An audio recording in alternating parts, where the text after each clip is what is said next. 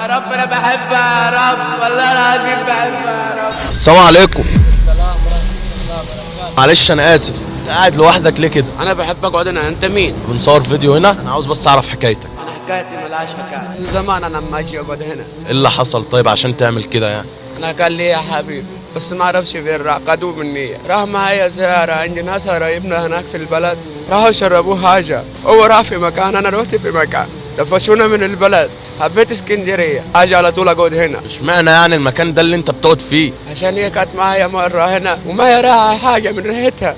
الريحه هي بتحسسني ان هي بتاجي هنا على طول. الناس كلها عم بتسال عني في البلد، عايزين يعرفوا انا فين، بس انا مستخبي هنا عايش على امل ان هي ترجع لو مره واحده بس تجيني تقعد معايا. والله بحبها، انا بستناها على عيد الحب، جبت لها ورد على عيد الحب بس هي ما جتش. بس انا عندي امل بالله وباجي اشكر ربنا همومي كل يوم، هي اقسم بالله.